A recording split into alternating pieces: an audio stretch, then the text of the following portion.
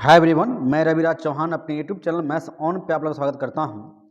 अभी हम लोग देखने वाले हैं चैप्टर बल, कार्य, शक्ति एवं ऊर्जा, जिसमें हम लोगों ने पहला पार्ट देख चुका है। आज हम लोग देखेंगे दूसरा पार्ट, ठीक है। और इसमें वही क्वेश्चन हम लोग देखने वाले हैं जो बार बार एग्जाम में पूछा गया है।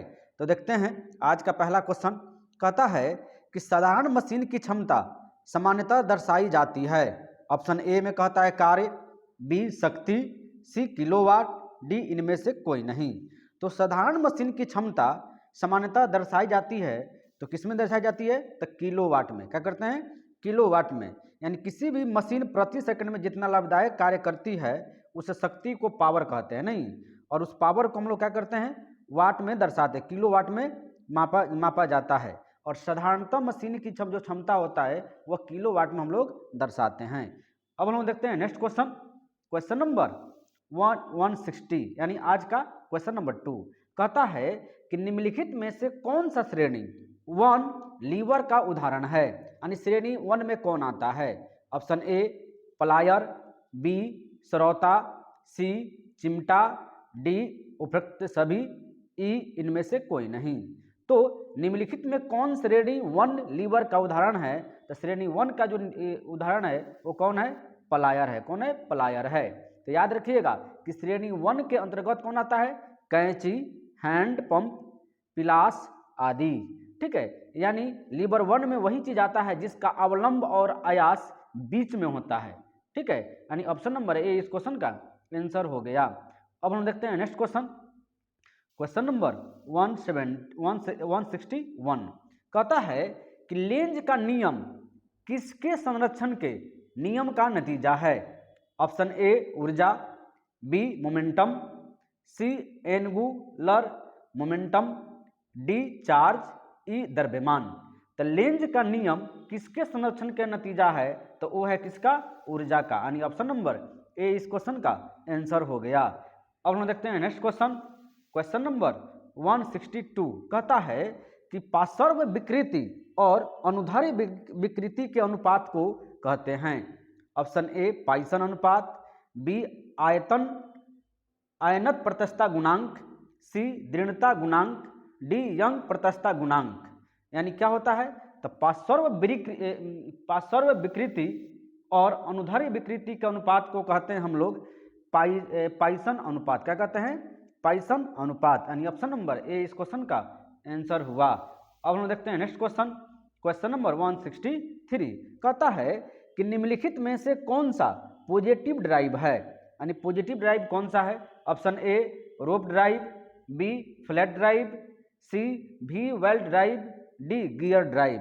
यानी निम्नलिखित में से कौन सा पॉजिटिव ड्राइव है? इसमें पॉजिटिव ड्राइव कौन सा है? Gear drive. कौन है? गियर ड्राइव को हम लोग पॉजिटिव ड्राइव कहते हैं। अब हम लोग देखते हैं पॉजिटिव। अब हम देखते हैं नेक्स्ट क्वेश्चन, क्वेश्चन नंबर 165। कहता है कि चिमटा किस प्रकार के उत्तोलक का उदाहरण है? यानी चिमटा जो है किस श्रेणी में आता है? ऑप्शन ए प्रथम, बी द्वितीय, सी तृतीय, डी प्रथम एवं द्वितीय, और ई इनमें से कोई नहीं। तो याद रखिएगा चिमटा जो होता है वो आता है किसमें? तृतीय में। यानी तृतीय प्रकार का श्रेणी है। तो इस देखिए तृतीय वर्ग में वही लोग आते हैं जिसका उत्तोलक में अवलंब एफ एक सिरे पर होता है। क्या होता है? एक छोर पे होता है, ठीक है। वो क्या आता है? तीसरे श्रेणी में आता है। यानी इसमें ऑप्शन क्या हो जाएगा? यानी चिमटा किस में आता है? तो तृतीय में आता है। चिमटा क्या होता है? सबसे लास्ट वाला पॉइंट को क्या करता है? वो जकड़ के रखता है, नहीं। तो तृतीय श्रेणी का उदाहरण है। और हम देखते हैं नेक्स्ट क्वेश्चन, क्वेश्चन नंबर 166।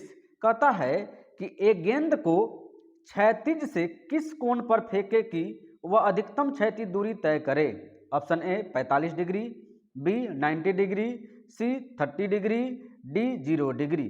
तो एक गेंद को क्षैतिज से किस कोण पर फेंके कि वह अधिकतम क्षैतिज दूरी तय करे? इसका आंसर क्या हो जाएगा? 45 डिग्री, यानी 45 डिग्री। यानी ऑप्शन नंबर ए इस क्वेश्चन का आंसर हुआ। अब हम देखते हैं नेक्स्ट क्वेश्चन, क्वेश्चन नंबर 167। कहता है कि निम्नलिखित में से किस जगह जी का मान सर्वाधिक होता है? Option A Mount Everest, B Qutub Minar की चोटी पर, सी विषुवत रेखा पर, डी अंटार्कटिका के किसी स्थान पर। तो जी का मान सर्वाधिक कहाँ पे होता है? तो जी का मान सर्वाधिक होता है अंटार्कटिका के किसी स्थान पर, ठीक है, वहां पे क्या होगा? जी का मान सर्वाधिक होगा, यानी ऑप्शन नंबर डी इस क्वेश्चन का आंसर हो गया। अब हम देखते हैं नेक्स्ट क्वेश्चन, क्वेश्चन नंबर 168। देखिए 168 में कहता है कि वैज्ञानिकों का उनके आविष्कारों से मिलान कीजिए। तो याद रखिएगा कि एक तरफ क्या दे दिया कि ये ए में दे दिया जी मार्कोनी, बी में दे दिया जे एल बेयर्ड, सी में दे दिया अलेक्जेंडर ग्राहम बेल और डी में दे दिया थॉमस अल्वा एडिसन। तो इसको देखना है कि इसका आंसर क्या होगा। तो याद रखिएगा कि जी मार्कोनी ने क्या किया था। देखिए जी मार्कोनी ने किया था, जी मार्कोनी ने क्या किया था? तो जी मार्कोनी किया था रेडियो का, क्या किया था? रेडियो का, यानी एक का क्या हो गया 2। देखिए जी मार्कोनी ने किसका कौन सा आविष्कार किया था? तो रेडियो का आविष्कार किया था, ठीक है। एलेक्जेंडर ग्राहम बेल, क्या कहता है? एलेक्जेंडर ग्राहम बेल ने क्या किया था? तो ये किए थे टेलीविजन का। कौन किए थे? टेलीविजन का। Alexander JL Baird JL bread जो किए थे, जेएल ब्रेड वो किए थे किसका? तो टेलीविजन का। ग्राहम फोन ने क्या किया था? यानी ग्राहम फोन ने किया था, वो किया था टेलीफोन का। किसका? टेलीफोन का, ठीक है। और थॉमस एडिसन दिया है, लेकिन इसका ऑप्शन क्या हो जाएगा? थॉमस एडिसन ने क्या किया था? तो ए किया था ग्राहम फोन का। क्या किया था? ग्राहम फोन का। एक बार और हम थोड़ा सा देखते हैं अच्छे से कि जी मार्कोनी ने क्या किया था। तो जी मार्कोनी जी रेडियो का किए थे। क्या जी किए थे? रेडियो का किए थे जी मार्कोनी। नेक्स्ट देखते हैं। अब कहता है कि जेएल बेयर्ड ने क्या किया था। तो जेएल बेयर्ड ने टीवी किया था। क्या किया था? टीवी का किया था जेएल बेयर्ड ने, ठीक है। एलेक्जेंडर ग्राहम बेल ने क्या किया था। तो एलेक्जेंडर ग्राहम बेल जो किए थे वो किए थे टेलीफोन का। किस किए थे? टेलीफोन का। और थॉमसन अल्वा एडिसन ने क्या किया। तो थॉमसन अल्वा एडिसन ने किया था ग्राहम फोन का। किस किया था? ग्राहम फोन का, ठीक है। यानी अगर इसके देखा जाए आंसर की बात किया जाए तो देखिए आंसर नंबर कौन सा हो जाएगा? तो ऑप्शन नंबर डी इस क्वेश्चन का आंसर हो जाएगा। तो याद रखिएगा कि जी मार्कोनी ने रेडियो का आविष्कार किया। याद रखिए जी मार्कोनी ने रेडियो का आविष्कार किया था, जेएल बेयर्ड ने टेलीविजन का भी किया था, एलेक्जेंडर ग्राहम बेल ने टेलीफोन का किया था, थॉमस अल्वा एडिसन ने ग्राहम फोन का आविष्कार किया था। अब हम देखते हैं नेक्स्ट क्वेश्चन, क्वेश्चन नंबर हो जाएगा 169। वायरलेस का आविष्कार किसने किया? वायरलेस का। तो वायरलेस का आविष्कार किसने किया? Option A Marconi, B Charles Kettering, C George Cayley, D Zenobe Gramme. तो वायरलेस का जो आविष्कार किया था वो किया था मार्कोनी ने। कौन किया था? मार्कोनी ने, यानी ऑप्शन नंबर ए इस क्वेश्चन का आंसर हो गया। अब हम देखते हैं नेक्स्ट क्वेश्चन नंबर 170। देखिए क्वेश्चन नंबर 170 में क्या कहता है कि यदि हम हिमालय पर जाते हैं तो हम श्वास रहित महसूस करते हैं, क्योंकि ऑप्शन ए पहाड़ों पर वायु का घनत्व बहुत कम है इसलिए ऑक्सीजन की मात्रा कम होती है, बी वायुमंडल पर पहाड़ों पर वायु का घनत्व उच्च है इसलिए ऑक्सीजन की मात्रा कम होती है, सी इनमें से कोई नहीं, डी वहाँ बहुत ठंड है। तो क्या होगा इसका जी? तो 170 का जो आंसर हो जाएगा वो हो जाएगा चीज कि पहाड़ों पर घनत्व बहुत कम है इसलिए ऑक्सीजन की मात्रा कम होती है। अब हम देखते हैं नेक्स्ट क्वेश्चन नंबर 171। देखिए 171 में क्या कहता है कि यदि चंद्रमा पर बम विस्फोट हो तो उसकी आवाज पृथ्वी पर कितने समय बाद सुनाई देगा? Option A 10 minute, B 20 minute, C आधा घंटा, डी इनमें से कोई नहीं। तो याद रखिएगा कि चंद्रमा पर बम विस्फोट हो तो उसकी आवाज पृथ्वी पर कितने समय के बाद सुनाई देगी? तो इसमें से क्या हो जाएगा? ऑप्शन नंबर डी, यानी इनमें से कोई नहीं। क्यों जी? क्योंकि देखिए ध्वनि का संचरण वायु के माध्यम से होता है, चंद्रमा और पृथ्वी के बीच में निर्वात है। क्या है? निर्वात है। अतः चंद्रमा पर होने वाले किसी भी विस्फोट का आवाज पृथ्वी पर नहीं सुनाई देगी, यानी चंद्रमा पर कोई भी घटना घटता है उसकी आवाज क्या होगा? पृथ्वी पर सुनाई नहीं देगी। अब हम देखते हैं next question number 172। Question number 172 कहता है कि हिमताप होता है जब ऑप्शन ए पानी की बूंदें जमीन पर गिरकर जम जाती है, बी हवा में उपस्थित अपवर्तित सूखा वर्षा को बूंदों को वहन करता है, सी हवा को ओस बिंदु हिमांक से कम हो, डी हवा अत्यधिक आर्द्र हो और संवहन चक्र द्वारा ऊपर ले जाया जाता है, यानी हिमपात होता है। जब हिमपात कब होता है जी? तो हिमपात होता है हवा का ओस बिंदु हिमांक से कम हो। ठीक है, यानी ऑप्शन नंबर सी इस क्वेश्चन का आंसर हो जाएगा। अब हम देखते हैं नेक्स्ट क्वेश्चन, क्वेश्चन नंबर 173। किस प्रकार के रेल इंजन की क्षमता दक्षता दर्शाई जाती है? ठीक है, option A petrol, B diesel, C विद्युत, डी भाप। किस प्रकार के रेल इंजन की दक्षता दर्शाई जाती है? तो क्या दर्शाई जाती है जी? तो विद्युत में। क्या चीज में? विद्युत में, यानी ऑप्शन नंबर सी इस क्वेश्चन का आंसर हो गया। अब हम देखते हैं नेक्स्ट क्वेश्चन, क्वेश्चन नंबर हो जाएगा 174। देखिए क्वेश्चन नंबर 174 क्या कहता है कि बहुत छोटे समय को मापने के लिए किस घड़ी का प्रयोग किया जाता है? ऑप्शन ए क्रिस्टल घड़ी, बी आणविक घड़ी, सी क्वार्ट्ज घड़ी, डी कमानी घड़ी। तो बहुत छोटे समय को मापने के लिए हम लोग किसका प्रयोग करते हैं? कौन सी घड़ी को? तो आणविक घड़ी को, यानी ऑप्शन नंबर बी इस क्वेश्चन का आंसर हो गया। अब हम देखते हैं नेक्स्ट क्वेश्चन। नेक्स्ट क्वेश्चन कहता है कि समुद्री पानी में जहाज नदी के पानी की अपेक्षा आसानी से तैरता है, क्यों? समुद्र का पानी भारी होता है, बी समुद्र का पानी जहाज पर ऊपर की ओर बल लगाता है, सी समुद्र का पानी खारा होता है, डी समुद्र के पानी का घनत्व अधिक होता है। तो क्या हो जाएगा जी? तो ऑप्शन नंबर डी इस क्वेश्चन का आंसर हो जाएगा, यानी समुद्र के पानी का घनत्व अधिक होता है। इसी कारण क्या होता है कि समुद्र के पानी में जहाज नदी के पानी की अपेक्षा आसानी से तैरता है। ठीक है, और इसमें कौन सा केंद्र होता है जी? उत्प्लावन बल होता है, नहीं उत्प्लावन केंद्र कहते हैं जिसको हम लोग। ठीक है, अब हम देखते हैं नेक्स्ट क्वेश्चन। देखिए नेक्स्ट क्वेश्चन कहता है कि घर के बिजली का बिल किसके आधार पर आता है? देखिए option A voltage, B ampere, C watt, D बिजली रहने की अवधि। तो किस पे आता है जी? ए आता है वाट पर। क्या होता है? वाट पर, यानी ऑप्शन नंबर सी इस क्वेश्चन का आंसर हो जाएगा। अब हम देखते हैं, देखिए जिससे हम लोग यूनिट भी कहते हैं, क्या कहते हैं? जिससे हम लोग यूनिट भी कहते हैं। अब हम देखते हैं नेक्स्ट क्वेश्चन, क्वेश्चन नंबर 177 कहता है कि यदि रबर की एक डोरी की लंबाई में वृद्धि दूनी कर दी जाए तो विकृति क्या होगी? ऑप्शन ए चौगुनी, बी दुगुनी, सी तिगुनी, डी अपवर्तित रहेगा। तो याद रखिएगा, जब डोरी की लंबाई दुगुनी होगी तो उसकी विकृति क्या हो जाएगी? तो वो भी दुगुनी हो जाएगी। क्या हो जाएगी? दुगुनी हो जाएगी, यानी ऑप्शन नंबर बी इस क्वेश्चन का आंसर हो गया। अब हम देखते हैं नेक्स्ट क्वेश्चन, क्वेश्चन नंबर 178। देखिए क्वेश्चन नंबर 178 क्या कहता है कि धूप में उपयोग होने वाले छाते के रंग होने चाहिए। ऑप्शन ए काला, बी ऊपर सफेद और भीतर की ओर काला, सी ऊपर काला और भीतर की ओर सफेद, डी इंद्रधनुष के सभी सातों रंगों की छपाई उस पर होनी चाहिए। तो याद रखिएगा, धूप में उपयोग होने वाले छाते का रंग कैसा होना चाहिए? तो होना चाहिए ऊपर सफेद। क्या होना चाहिए जी? ऊपर सफेद और भीतर और काला, यानी ऑप्शन नंबर बी। क्या हो जाएगा? ऑप्शन नंबर बी इस क्वेश्चन का आंसर हो जाएगा। ठीक है, अब हम देखते हैं नेक्स्ट क्वेश्चन, यानी क्या होना चाहिए कि ऊपर सफेद और भीतर की ओर काला होना चाहिए, वो सबसे ज्यादा परफेक्ट छाता हो जाता है धूप के लिए। अब हम देखते हैं नेक्स्ट क्वेश्चन, क्वेश्चन नंबर 179।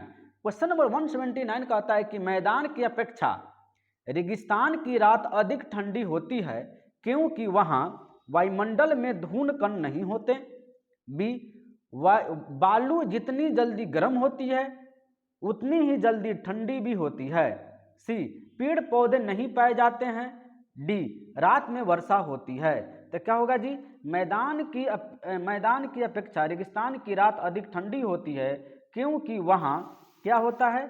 बालू जितनी जल्दी गर्म होती है उतनी ही जल्दी ठंडी भी होती है, यानी ऑप्शन नंबर बी इस क्वेश्चन का आंसर हो गया।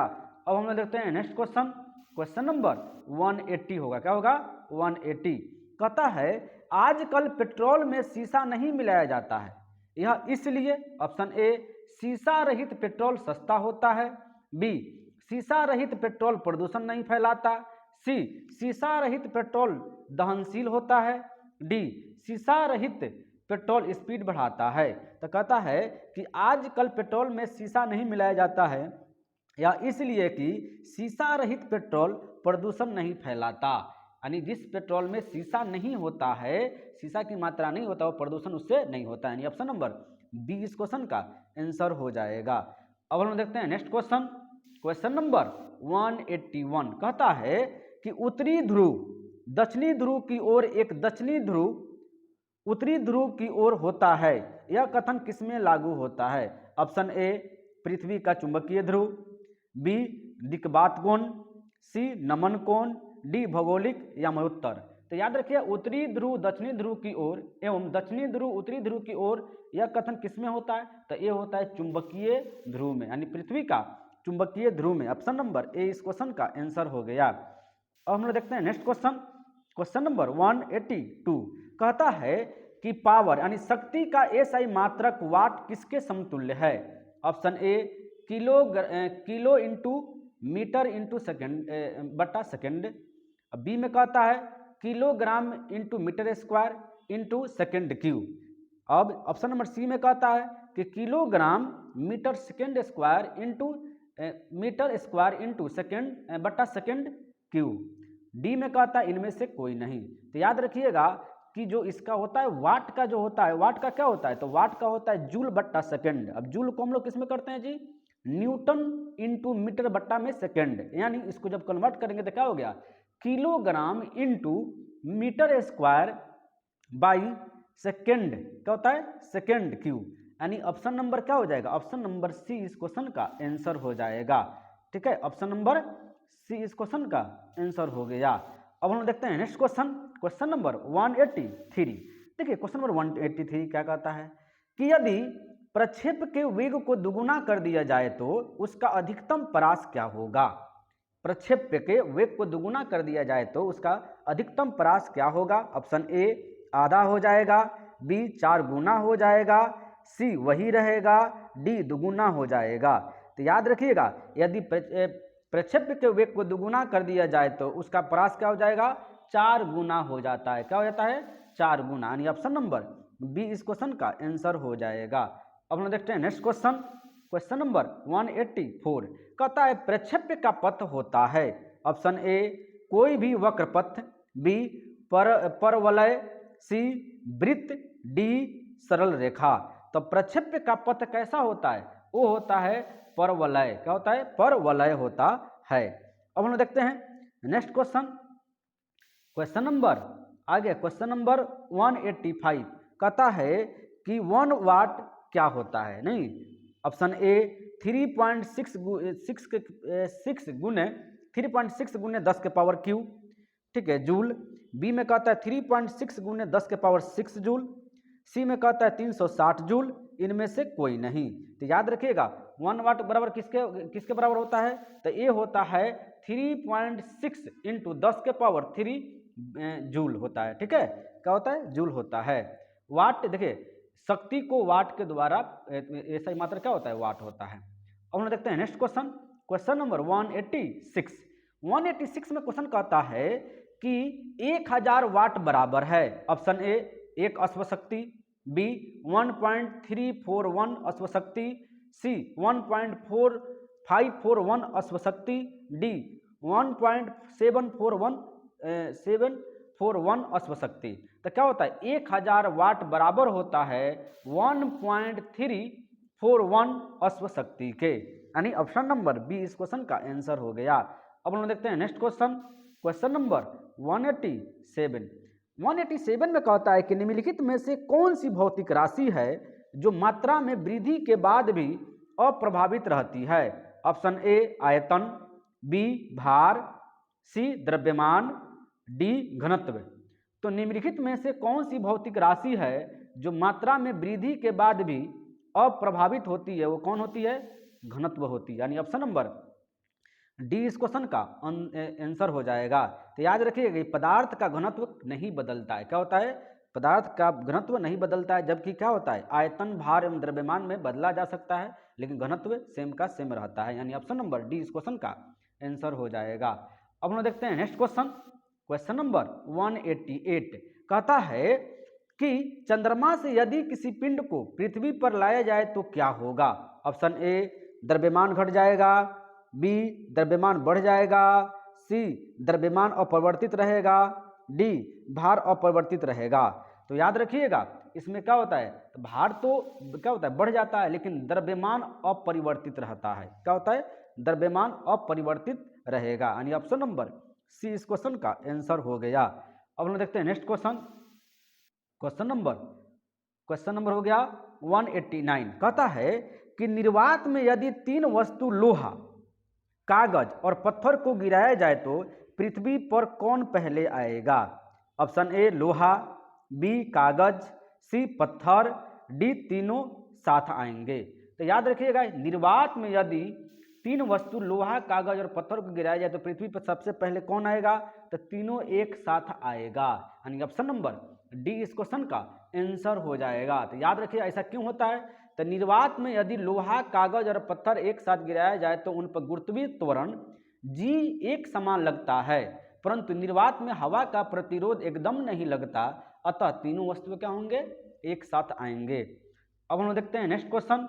क्वेश्चन नंबर 190 कहता है किसी भी स्थान के पर्यावरण पर कारकों का नियंत्रण होता है। ऑप्शन ए सिर्फ मनुष्य द्वारा, बी जलवायु द्वारा, सी पशुओं द्वारा, डी उस स्थान की ऊंचाई द्वारा। तो किसी भी स्थान के पर्यावरण पर कारकों का नियंत्रण होता है कैसे? तो जलवायु द्वारा, यानी ऑप्शन नंबर बी इस क्वेश्चन का आंसर हो गया। अब हम देखते हैं नेक्स्ट क्वेश्चन नंबर 191 कहता है वायुमंडल की ओजोन परत हमें किससे बचाती है? ऑप्शन ए अल्ट्रावायलेट किरण से, बी कॉस्मिक किरण से, सी गामा किरण से, डी एक्स किरण से। तो वायुमंडल की ओजोन परत हमें किससे बचाती है? तो हमें बचाती है अल्ट्रावायलेट किरण से, यानी ऑप्शन नंबर ए इस क्वेश्चन का आंसर हो गया। अब हम देखते हैं नेक्स्ट क्वेश्चन नंबर 192 कहता है निम्नलिखित में से कौन सी प्रक्रिया वृष्टि का रूप नहीं है? ऑप्शन ए ओस, बी कुहरा, सी वर्षा, डी जलप्रपात। तो निम्नलिखित में से कौन सी प्रक्रिया वृष्टि का रूप नहीं है? कौन नहीं है जी? तो जलप्रपात नहीं है, यानी ऑप्शन नंबर डी इस क्वेश्चन का आंसर हो गया। ठीक है, अब हम देखते हैं नेक्स्ट क्वेश्चन 193। देखिए 193 नंबर क्या कहता है कि ग्रहों की गति के नियम किसने प्रतिपादित किए? Option A Copernicus, B Kepler, C Aryabhata, D Newton. तो ग्रहों के गति नियम को देखिए, ग्रहों के गति नियम को किसने प्रतिपादित किया? तो किया है केपलर ने। कौन किया? केपलर ने किया था। कब किया था? 1609 ईस्वी में। कब किया था? 1609 ईस्वी में। ठीक है, और इसका प्रतिपादन जब हुआ था, तृतीय नियम प्रतिपादित किया था उसने 1619 में। याद रखिएगा ये भी। और हम देखते हैं नेक्स्ट क्वेश्चन नंबर 194 कहता है कि अभिकेंद्र बल सदैव कार्य करता है। ऑप्शन ए केंद्र की ओर त्रिज्या के अनुदिश, बी केंद्र से दूर त्रिज्या के अनुदिश, सी परिणाम परिवर्तित किंतु दिशा अपरिवर्तित, डी इनमें से कोई नहीं। तो अभिकेंद्र बल सदैव कार्य करता है कैसे? तो केंद्र की ओर त्रिज्या के अनुदिश, यानी ऑप्शन नंबर ए इस क्वेश्चन का आंसर हो गया। अब हम देखते हैं next question number 197 number question कहता है कि क्षैतिज वृत्त में नियत चाल से गतिशील वस्तु के लिए नियत है। ऑप्शन ए गतिज ऊर्जा, बी वेग और त्वरण दोनों, सी वेग, डी त्वरण। तो क्षैतिज वृत्त में नियत चाल से गतिशील वस्तु के लिए नियत है। क्या नियत है जी? तो त्वरण नियत है। क्या है? त्वरण नियत है। देखिए बीच बीच में क्वेश्चन हम लोग नेक्स्ट कर देते हैं। ठीक है, जैसे में अभी हम लोगों ने 94 के बाद देखा है 197 देखा।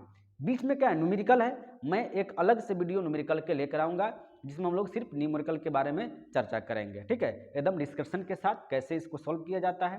अब हम देखते हैं नेक्स्ट क्वेश्चन 198। देखिए 198 कहता है किसी हवाई जहाज की ऊंचाई मापने के लिए प्रयुक्त उपकरण है। Option A altimeter, B anemometer, C oximeter, D barometer.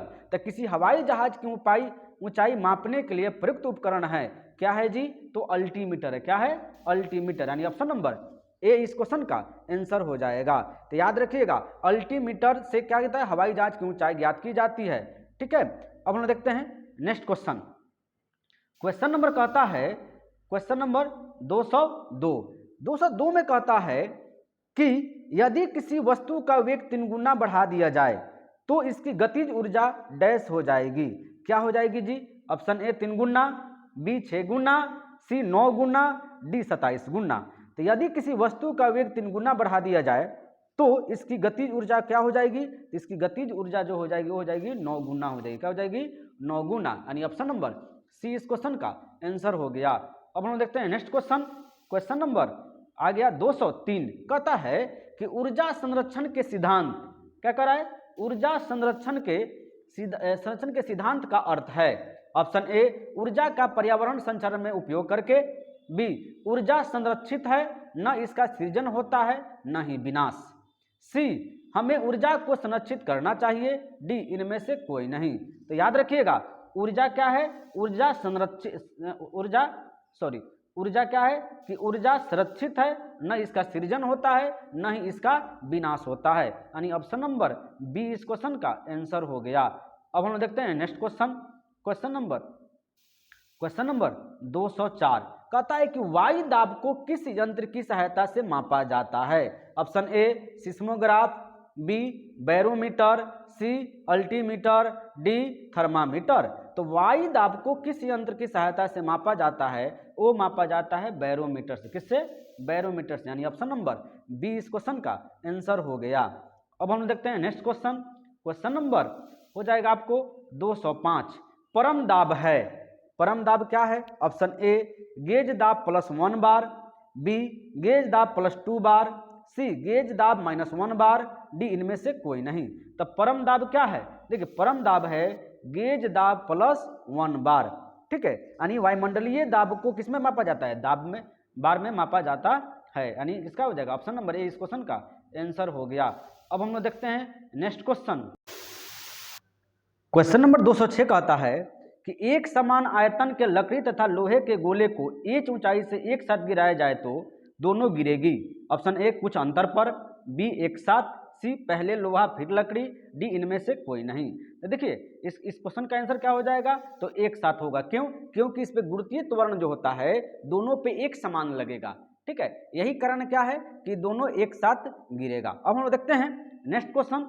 Question number कहता है कि 207 कहता है कि किसी ऊंचाई से पृथ्वी की ओर स्वतंत्रता पूर्वक गिर रही वस्तु एक समान डैश से गिरती है। ऑप्शन ए गति, बी त्वरण, सी वेग, डी प्रतिरोध। तो कोई भी स्वतंत्रता पूर्वक जो वस्तु जो गिरती है ऊंचाई से वो कैसे गिरती है? एक साथ त्वरण के साथ गिरती है, ठीक है। अब हम देखते हैं, यानी ऑप्शन नंबर बी इस क्वेश्चन का आंसर हो गया। अब हम देखते हैं नेक्स्ट क्वेश्चन। क्वेश्चन नंबर 208 कहता है कि किसी निकाय पर नियत बल F लगाने से उसमें उत्पन्न वेग का मान v है तो सामर्थ्य P का मान होगा। Option A F/v, B v/F, C F/v, option number D में कहता है -F² v। तो इसका आंसर क्या हो जाएगा जी? इसका आंसर हो जाएगा ऑप्शन नंबर सी, यानी F/v, ठीक है, F/v। अब हम देखते हैं नेक्स्ट क्वेश्चन। Question number 209। देखिए क्वेश्चन नंबर 209 क्या कहता है? शक्ति कहलाती है, ठीक है, शक्ति कहलाती है, क्या कहलाती है जी? ऑप्शन ए कार्य करने की दर, बी कार्य करने की क्षमता, सी दशा परिवर्तन की दर, डी गति परिवर्तन की दर। तो शक्ति कहलाती है, शक्ति किसे कहते हैं? तो कार्य करने की दर को हम लोग शक्ति कहते हैं, यानी ऑप्शन नंबर ए आंसर हो गया। यानी शक्ति बराबर क्या होता है? कार्य बट्टा समय। क्या होता है? कार्य बट्टा समय, यानी कार्य करने की दर को हम लोग क्या कहते हैं? शक्ति कहते हैं, ठीक है। इसका आंसर क्या हो जाएगा? Option number A. और हम देखते हैं नेक्स्ट क्वेश्चन। क्वेश्चन नंबर 210 कहता है कि घड़ी की कुंडलित कमानी में ऊर्जा होती है, कैसी होती है? ऑप्शन ए गतिज ऊर्जा, बी स्थितिज ऊर्जा, सी दाब ऊर्जा, डी रासायनिक ऊर्जा। तो घड़ी की कुंडलित कमानी की ऊर्जा होती है, कैसी होती है? तो इसमें होती है स्थितिज ऊर्जा। क्या होती है? स्थितिज ऊर्जा, यानी ऑप्शन नंबर बी इस क्वेश्चन का आंसर हो गया।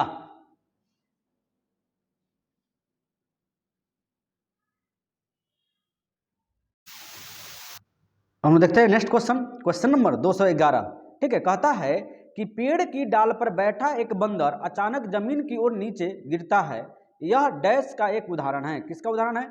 ऑप्शन ए ऊर्जा संरक्षण का नियम, बी केपलर का नियम, सी न्यूटन का गति का तीसरा नियम, डी द्रव्यमान संरक्षण का नियम। तो देखिए, पेड़ की डाल पर बैठा एक बंदर अचानक जमीन की ओर नीचे गिरता है, यह किसका उदाहरण है? तो यह उदाहरण है आपको ऊर्जा संरक्षण का नियम। किसका है? ऊर्जा संरक्षण का नियम, यानी ऑप्शन नंबर ए इस क्वेश्चन का आंसर हो जाएगा। देखिए, पेड़ की डाल पर बैठे बंदर में किसी स्थिति के कारण स्थिति ऊर्जा क्या होती है? ऊर्जा होती है। जब वह बंदर नीचे गिरता है तो उसकी स्थिति ऊर्जा गतिज ऊर्जा में परिवर्तित हो जाती है। ठीक है, अब हम देखते हैं नेक्स्ट क्वेश्चन, क्वेश्चन नंबर 212। देखिए, क्वेश्चन नंबर 212 क्या कहता है कि एक समान सीधी सड़क पर समान त्वरण से चलने वाली कार के लिए निम्नलिखित में से कौन सा कथन सत्य है? ऑप्शन ए कार का त्वरण शून्य है, बी कार का वेग शून्य है, सी कार का त्वरण नियंत्रण बदल रहा है, डी कार का वेग निरंतर बदल रहा है। तो इसमें क्या होगा जी? इसमें ऑप्शन नंबर डी आंसर हो जाएगा।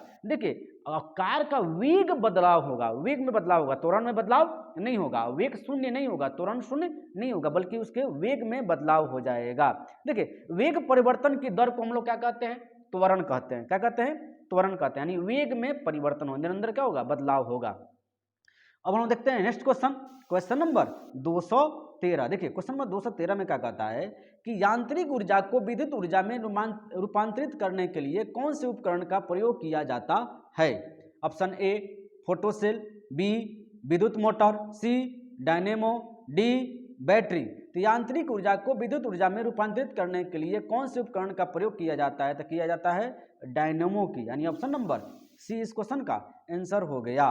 अब हम देखते हैं नेक्स्ट क्वेश्चन। देखिए, डायनेमो क्या करता है? यांत्रिक ऊर्जा को विद्युत ऊर्जा में परिवर्तित करता है, कन्वर्ट करता है, यानी ऑप्शन नंबर सी इस क्वेश्चन का आंसर हो गया। अब हम देखते हैं नेक्स्ट क्वेश्चन, क्वेश्चन नंबर कहता है 214।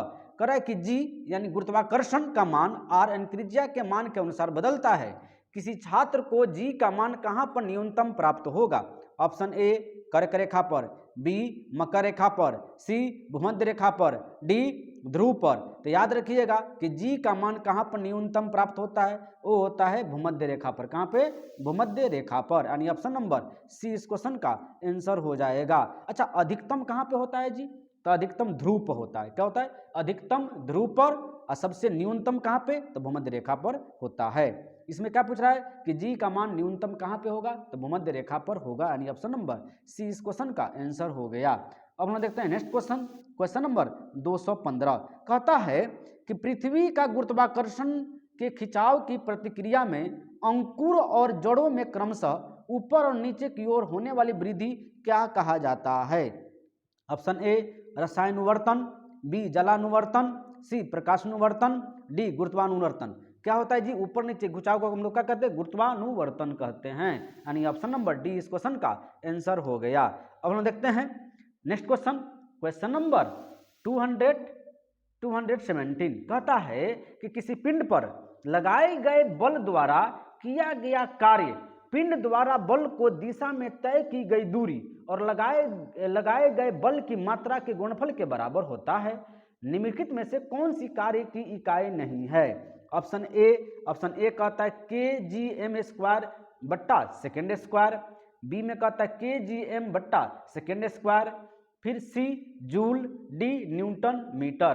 तो याद रखिएगा कार्य बराबर क्या होता है? बल गुणा विस्थापन। इस हिसाब से देखा जाए तो ऑप्शन नंबर बी इस क्वेश्चन का आंसर हो जाएगा, kgm बट्टा में सेकेंड स्क्वायर। देखिए, कार्य का मात्रक न्यूटन मीटर या जूल होता है, इसका अन्य मात्रक क्या होता है? Kilogram metre square second square होता है। ठीक है, लेकिन क्या होता है? kgm तो नहीं होता है, नहीं, यानी ऑप्शन नंबर बी इसमें क्या होगा? ये नहीं होगा, यानी ऑप्शन नंबर बी इस क्वेश्चन का आंसर हो गया।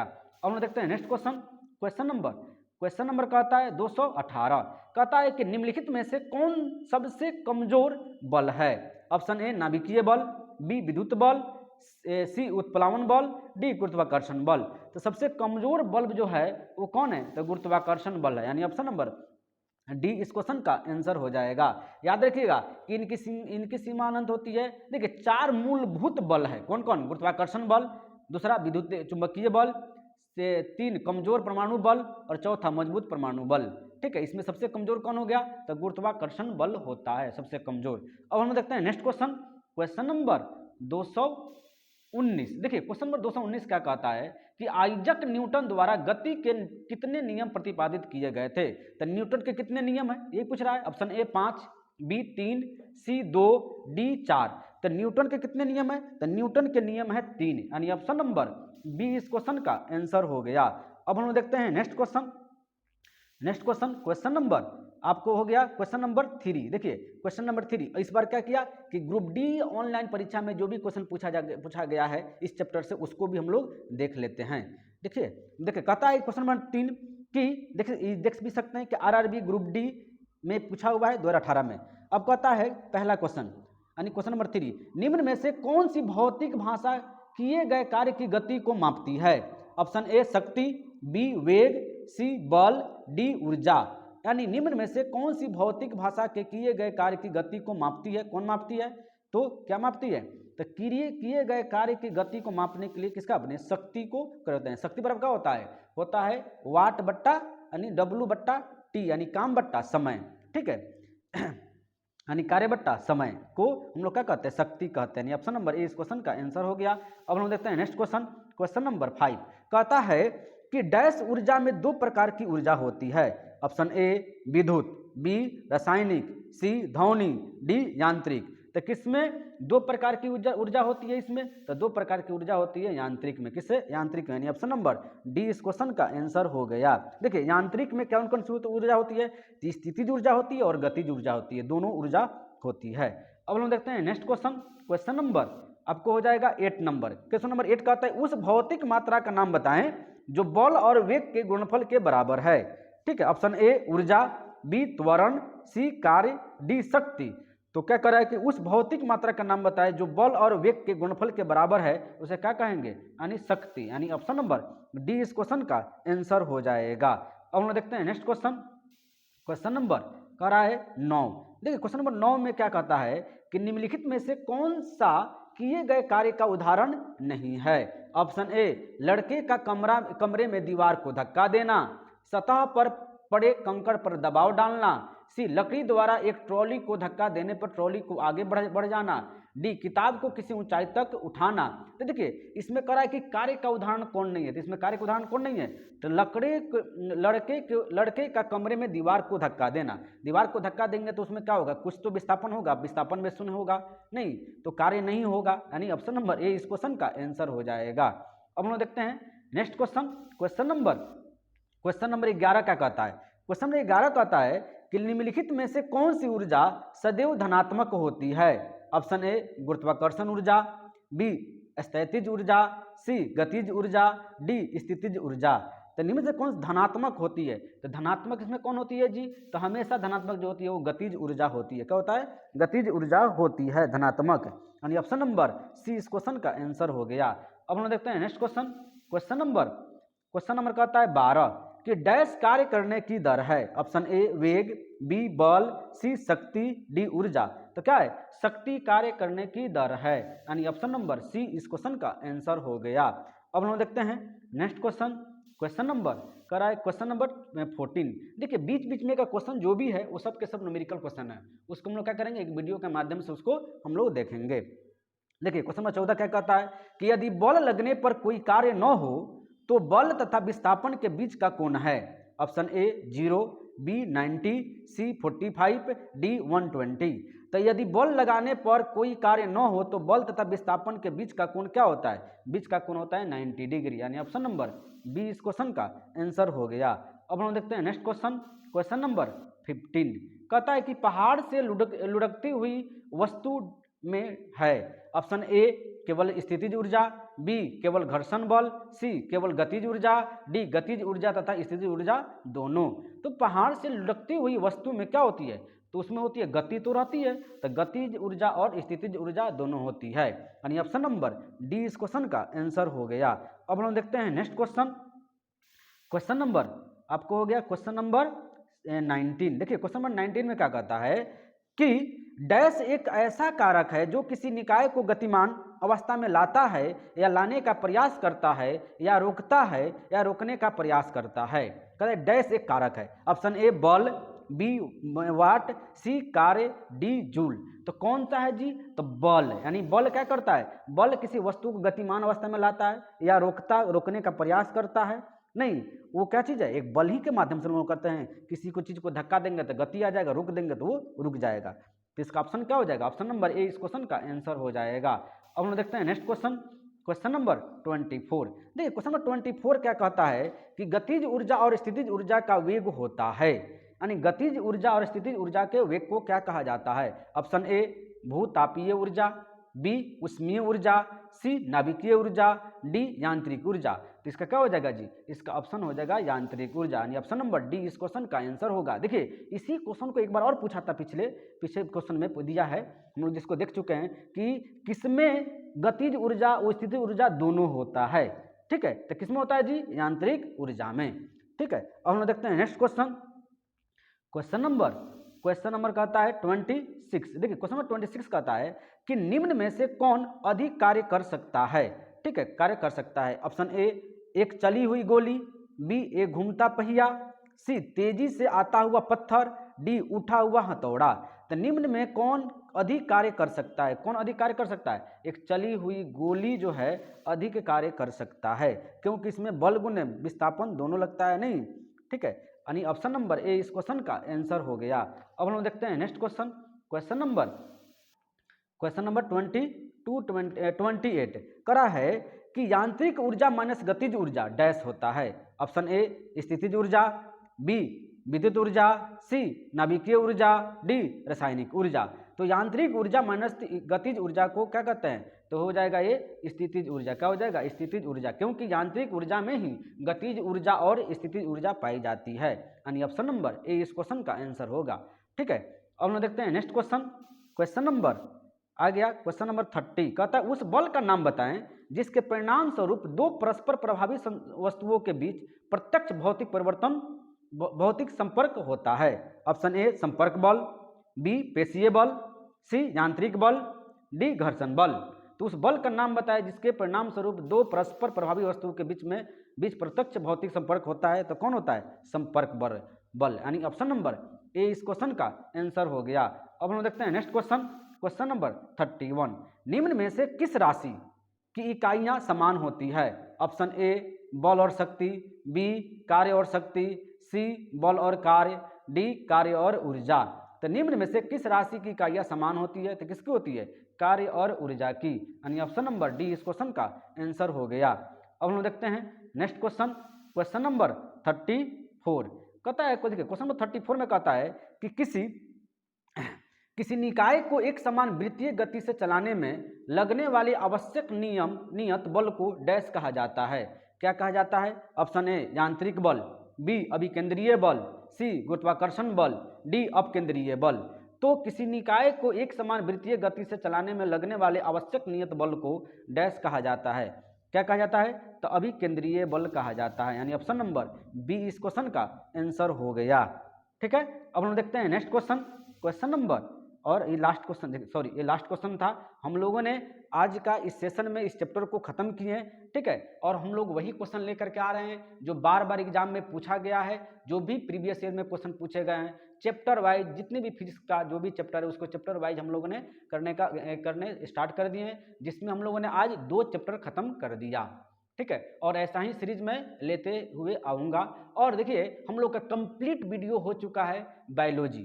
ठीक है, बायोलॉजी में जितने भी आरआरबी एनटीपीसी में या ग्रुप डी में जो भी क्वेश्चन पूछे गए थे उनको चैप्टर वाइज टोटल हमने क्या क्या उसको कंप्लीट करवा दिया है। यदि आपने बायोलॉजी का वीडियो नहीं देखा है तो उसको भी टोटल आप एक बार रिकॉल कर लीजिए, जिससे क्या होगा कि सबसे ज़्यादा क्वेश्चन बायोलॉजी से होता है। और बायोलॉजी का कंप्लीट वीडियो अवेलेबल है प्लेलिस्ट में, बायोलॉजी रेलवे बायोलॉजी करके है, उसको पहले आप लोग देख लीजिए। ठीक है, यदि मेरी वीडियो का कंटेंट अच्छा लग रहा है तो लाइक कीजिए, कमेंट कीजिए, सब्सक्राइब कीजिए और वीडियो को शेयर जरूर से जरूर कीजिए। Thank you.